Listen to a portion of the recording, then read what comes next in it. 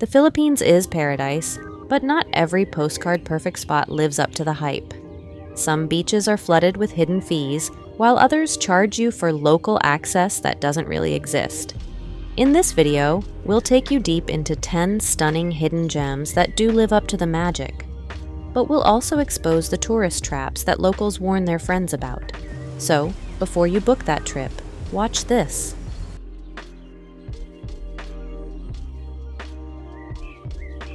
Tip of the day, always ask locals about real access fees before entering a popular site, even if a guide or local tax collector insists.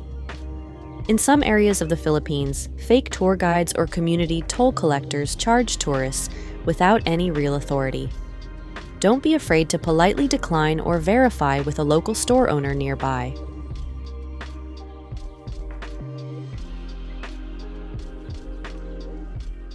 Often referred to as the Island of Fire because of the eerie glow from fireflies that once lit up its coastline at night, this destination has long intrigued both locals and travelers alike. Our first stop takes us to Siquijor Island in the central Visayas. This lesser-known destination is filled with natural charm, waterfalls, caves, and quiet mountain roads that lead to uncrowded coastal viewpoints. Unlike many busy islands in the Philippines, Siquijor is small enough to explore in a day by motorbike, offering a peaceful, slow-paced adventure through villages that feel untouched by modern tourism. One must-do experience is visiting Cambugahay Falls, a layered waterfall with crystal-clear pools and rope swings. It's a fun, refreshing stop that blends relaxation with excitement, and locals are often there enjoying it too.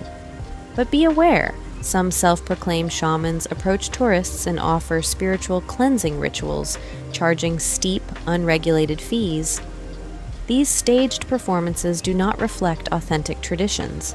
If you're interested in the island's culture, ask local tourism offices about legitimate heritage tours led by community members.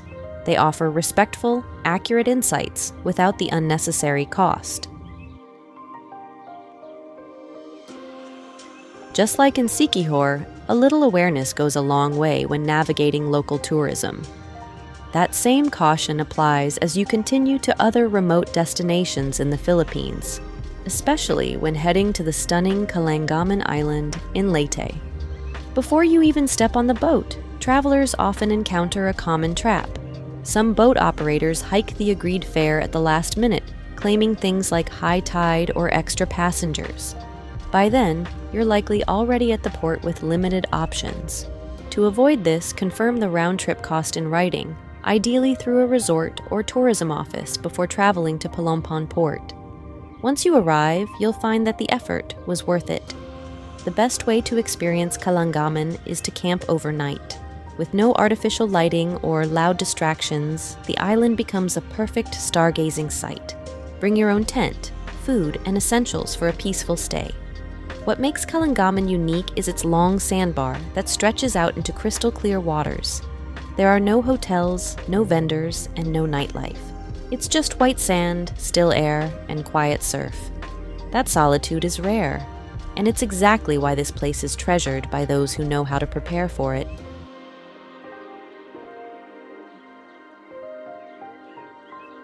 And if you thought Kalanggaman's silence was something special, head deeper inland to South Cotabato, where nature speaks even more softly. In the highlands of South Cotabato, Lake Holon rests quietly inside the crater of Mount Parker, a dormant volcano. Revered by the Tiboli indigenous community as the mirror of the gods, it's known as one of the cleanest lakes in the Philippines. There are no cars, no vendors, and no concrete paths, just calm waters surrounded by untouched forest. With daily visitor limits in place, the area maintains a deep sense of peace and ecological balance that's rarely found in other travel spots. To take in its full beauty, hike up Mount Melabengoy for a panoramic view of the lake below. The trail winds through moss-covered forests and cool mountain air, offering a rewarding challenge for nature lovers. The summit view is wide, silent, and unforgettable. But be careful when booking a guide. Some charge extra for shortcut routes that either don't exist or merge back with the main trail.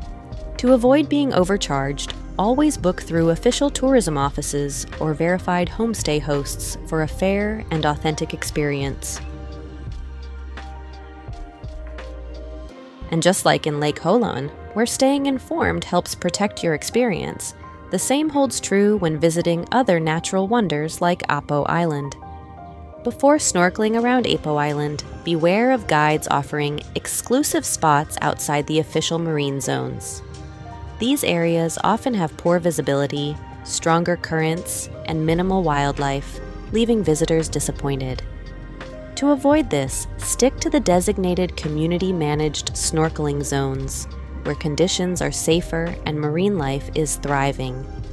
These areas are protected by locals who have preserved the reef for decades. A must-do experience is snorkeling with green sea turtles, which frequently glide through the clear shallows just off the beach. The current is calm, and the turtles are remarkably unbothered by respectful swimmers, making this one of the most accessible wildlife encounters in the country. What makes Apo Island truly special is its role as a pioneer of marine conservation in Southeast Asia. Located off Negros Oriental, this small island has maintained a community-run marine sanctuary since 1982, banning destructive fishing practices and limiting development. With no large resorts, Apo thrives on sustainable ecotourism. It's a living example of how local stewardship can protect both culture and biodiversity for future generations. Just as Apo Island showcases the Philippines' rich marine ecosystems, the next destination highlights the country's geological wonders. Rising from the rugged coast of northern Samar, the Biri rock formations are towering geological landmarks shaped by wind, waves, and time. These massive stone structures, some reaching several stories high, are the result of tectonic shifts and constant erosion, creating a landscape unlike anything else in the Philippines. The raw, weather-beaten formations offer an experience far removed from typical beach destinations. Of them, Belat Rock Formation is especially captivating for its tidal pools and open view of the Pacific Ocean. To experience Biri at its best, start your visit early.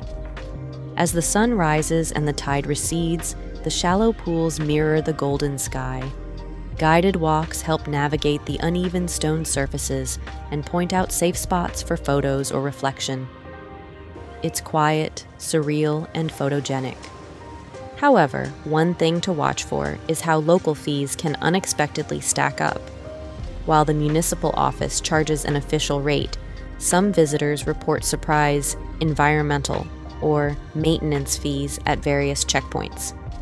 Avoid double payments by confirming rates ahead of time at the Biri Tourism Office, and always ask for a receipt to stay informed. That same theme of unclear fees and inconsistent guidance continues inland, as we head next to La Union's Tangadan Falls, where a different kind of confusion meets travelers.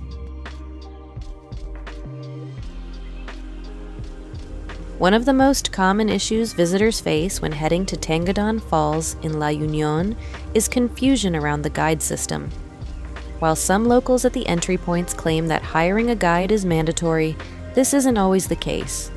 Unfortunately, some guides take advantage of the ambiguity, overcharging tourists. To avoid this, stop by the official tourism kiosk in San Gabriel, where you can verify whether a guide is necessary that day and get the correct pricing if one is recommended. If you're up for a bit of adventure, the reward is absolutely worth the effort. Once you reach the falls, cliff jumping into the lower basin is the highlight. The jump spots vary in height, making it suitable even for first-timers, and the water is cool, deep, and refreshing. For those who'd rather relax, the calm upper tier is ideal for soaking or taking photos from the bamboo rafts floating nearby. What sets Tangadan Falls apart is how it combines a scenic, tree-covered trek with a hidden two-tiered waterfall surrounded by cliffs and forest. It's more secluded than other tourist-heavy sites in La Union and doesn't have loud crowds or heavy infrastructure. That same theme of raw, undeveloped beauty continues even more dramatically at Panampangan Island. Far down in the Sulu archipelago, this remote destination offers one of the Philippines' most extraordinary sights, the longest continuous sandbar in the entire country. Stretching over 3 kilometers at low tide, the sandbar seems to cut through the ocean, connecting shallow emerald waters on both sides. Unlike the more commercialized beach destinations, Panampangan is unspoiled. No resorts, no vendors, just pure, white sand under the vast blue sky. Its remote location has helped preserve its raw, undeveloped beauty, making it feel like an entirely different world compared to the country's mainstream island tours. If you're going to make the trip, don't forget your drone. The sandbar's full length and curvature are best appreciated from above, especially at low tide when the full stretch is exposed. Whether you're into videography or just want an epic vacation memory, the overhead view of this place is unmatched. Still, the trip comes with a caution.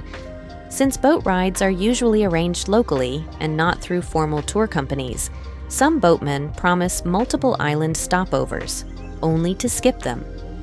This is especially frustrating for travelers expecting a full-day experience. To avoid this, clearly agree on your itinerary and pricing before departure, and try to book through local government tourism offices or verified contacts when possible. Just like in Panampangan, where a vague promise can cost you part of your trip, being aware of local fee traps is just as important when visiting inland gems. If you're heading to Asik-Asik Falls in North Cotabato, be cautious about where and how often you're paying to park. Some visitors report being charged parking fees multiple times, even after already paying at the official designated lot. To avoid confusion or being overcharged, only pay at the official parking entrance near the jump-off point and ask for a receipt if necessary. The true highlight of visiting Asik-Asik comes when you stand directly beneath the waterfall. What makes this experience different from most falls is that the water doesn't pour from a cliff or rock face. It bursts out from a wall of moss. It's cold, clean, and invigorating. Many visitors spend time underneath the curtain-like spray, letting it soak through their clothes.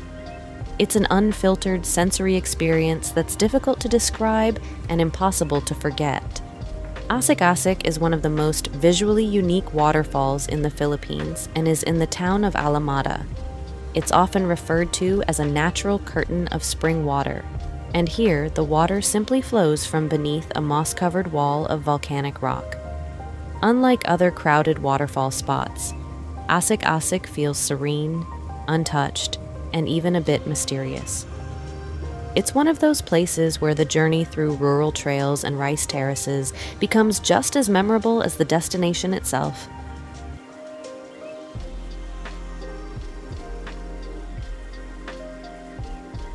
Just like in Asik-Asik, where nature feels preserved and tourism remains low impact, the same kind of peaceful, unplugged experience awaits further south, on the coast of Leyte, Canigao Island.